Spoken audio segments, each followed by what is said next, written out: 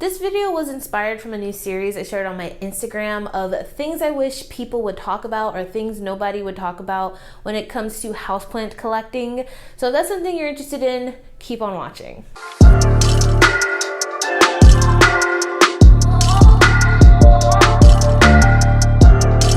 Hi, hello, I'm Marina, that one girl that likes to talk a lot about houseplants, and welcome to Millennial Planter. Looking back at my plant journey, there's so much I wish I knew right off the bat, so much I wish people would talk about, and so that's why we're here. But before I start, comment what you wish you knew before you started houseplant collecting, because I really want to hear what you guys have to say. When I started this series on Instagram, I've loved hearing everybody else's comments on this topic. I just think it's really fascinating. And also, if you love the Planty Things, which I'm sure you do because you're watching this video, go ahead, hit the subscribe button, help propagate this community together, and I would absolutely love to have you.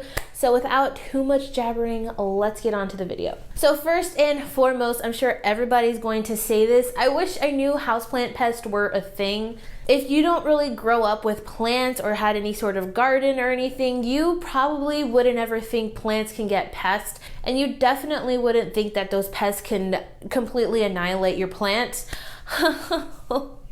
Yeah, I definitely wish that I would have known that, because who knows, probably some of the plants that randomly started to struggle and die is definitely from some sort of pest, most likely thrips, since that just seems to be the bane of my existence. So yeah, plant pests, fun times. The next thing I wish I would have known is that plant prices go down.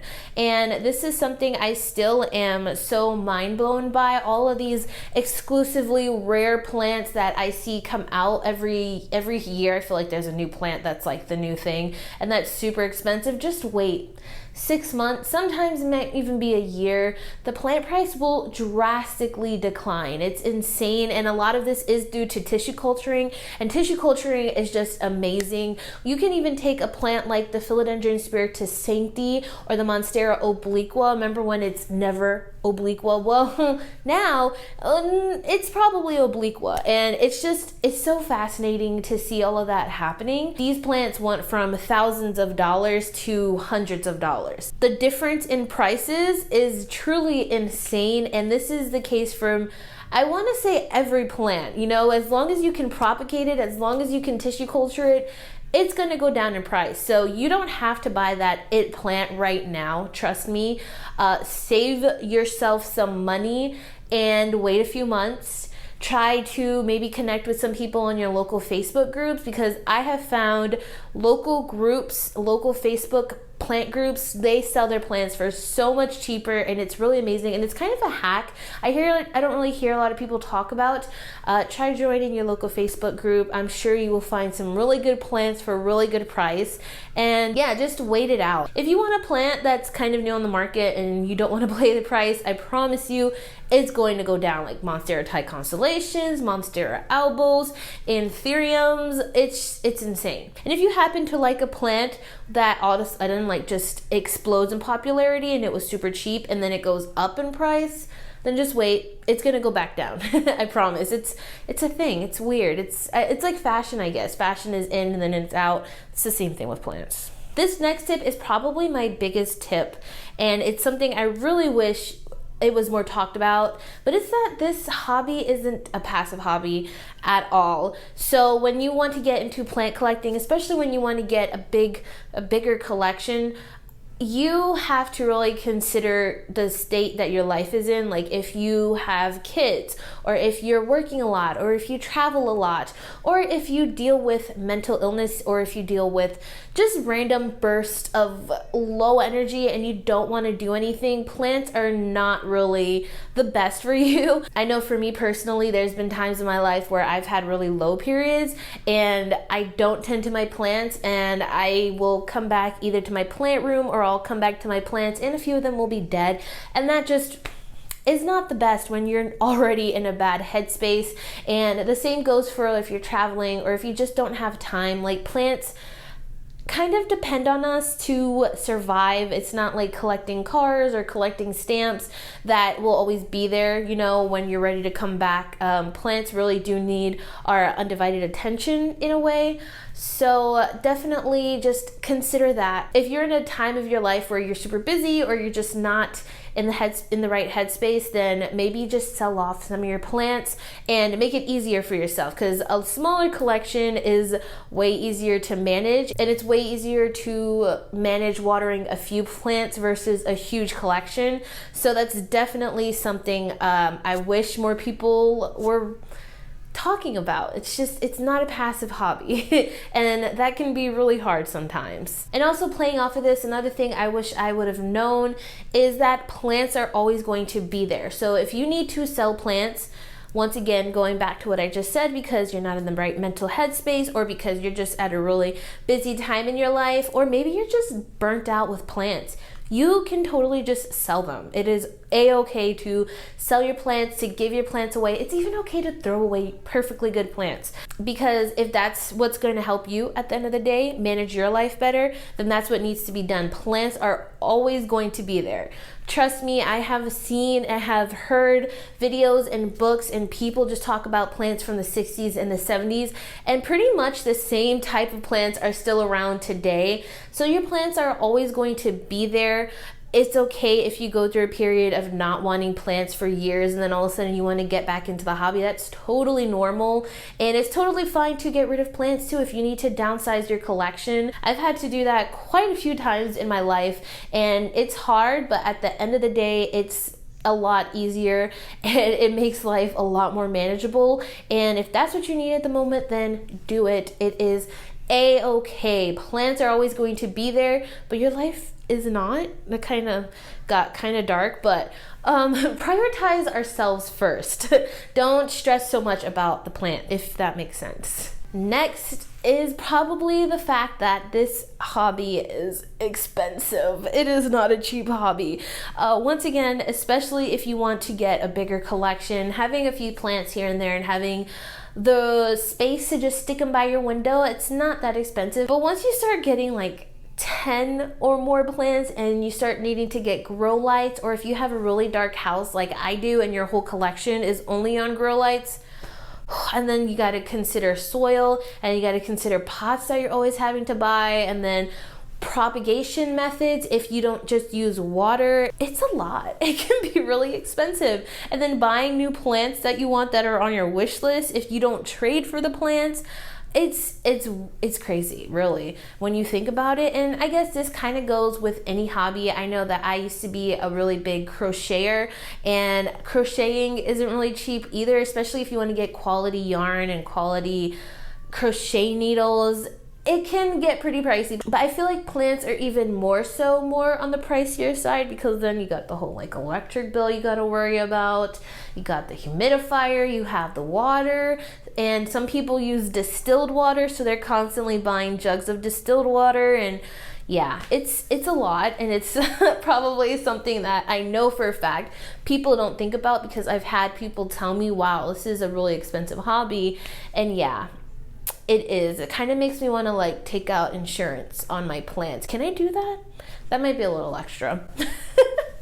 Another thing I wish I knew before houseplant collecting was that the first year is probably going to be the worst year. And that comes to killing plants, that comes to buying plants. I feel like in the first year, you just buy all the plants. I know for a fact, for me, you could catch me at a big box store every weekend coming home with at least 5 new plants. And that's because really I just kind of wanted to get a taste of all of the plants. I'm sure you guys have felt this way. You start to get into plants and you're like, wow, I really want my house to be a jungle.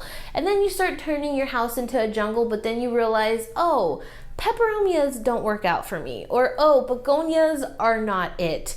So you start collecting all these plants, and then you start killing plants, and then you kind of get into this groove in your plant parenthood journey where you realize it's certain genuses that just don't work out for you, and there's certain genuses that really thrive for you, so then you want to collect those genuses as well. But the first year, I feel like, is when you just buy the most amount of plants as possible, and you're also killing the most plants, and that's because it's all a learning process. We're learning our plants, we're learning how to turn our thumbs green essentially, and it's a learning process. And that's the whole beauty of it being a plant parent, is this whole learning process, this whole journey, how looking back on how far you've come, looking back on the plants that you used to have and now you realize you hate them, or the plants that have stuck around this whole time. I know I have one Dieffenbachia that was my first Dieffenbachia, and somehow I still have it, and it is an absolute beast. And I love the fact that I was able to keep at least one plant alive from my OG collection. And yeah, it's just nice that we have both grown together, and it is just thriving and living its best life. And in the winter it kind of struggles like me but it still holds on, and I really love that plant. It's really special to me. But yeah, the first year is always going to be the worst, so no worries if you're in your first year of plant collecting and you realize you're killing a lot of plants but you want to buy a lot of plants. It's totally normal. Thinking about it, I could really make another video about this, but I'm gonna narrow this down to my last two tips. And I know I said this already, but these are probably the most important tips. So my second to last tip is green thumbs aren't really a thing. Green thumbs are learned, and that is so important to remember, because I have so many people coming to me, or so many people that have said, you know, I am a plant killer, I can't have plants because I kill them all the time. Well, guess what? I have two. I have videos upon videos of all the plants that I have killed. I mean, I can show you a plant now. I have a dead plant on my table over here, just sitting in a pot. Why? I don't know why. It's just there. But it happens because, back to what I just said, this is all a part of our learning process, of our plant parenthood journey. So if you happen to kill a plant, try again, because I guarantee every time you kill a plant, you're going to learn something new. For me, string of pearls have always been my downfall. I have killed at least 4 string of pearls, but here I am with the variegated string of pearls that is just thriving for me. It has been alive for a year in my care, which is unheard of, because previously I couldn't keep one alive for a month. So it's all a learning process. I wish green thumbs, having a green thumb, would stop being a saying, because it's not true. Even when it comes to outdoor gardening, your first yield and your first outdoor garden is not going to be anywhere near to your garden 5 years down the line. Same thing with your indoor garden. You're always learning, you're always figuring out what works best, how to do things different, how to do things that work for your environment. So a green thumb is learned, and not really learned. It's a never-ending learning process. In 2022, let's stop making that saying a saying, because green thumbs don't exist. My thumbs are actually pretty caramel. They're not green. And the last tip I have is by far the most important tip, and I will tell you why. And it's that care tips don't work for everyone. So care videos, care tips, care videos on YouTube, care videos on Instagram, TikTok always perform better for any creator.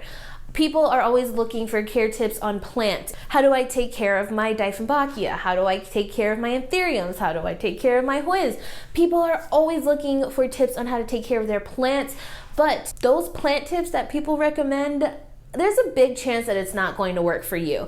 I know for me, in my environment, I live in Georgia and it's very humid here. I'm also able to move a lot of my houseplants outside, and also the natural ambient humidity inside my house is significantly greater than somebody who lives in Arizona or in Nevada in the desert, where humidity is like 10. So how I care for my plants is going to be completely different than somebody in those states, or somebody that lives in a completely different environment. And the same goes for somebody that lives in a really tropical environment. My care is going to be completely different from theirs. That's because our environments are so different, and my environment could be different from even somebody across the street from me in my own neighborhood.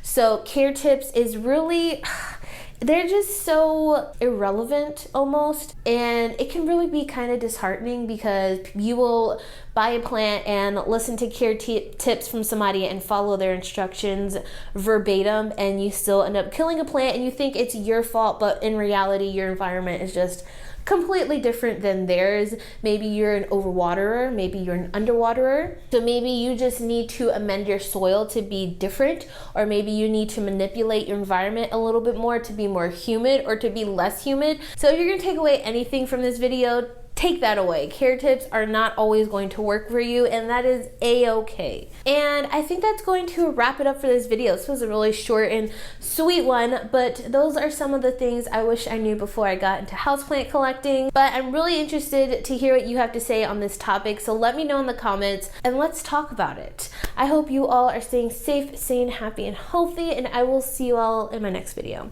Bye!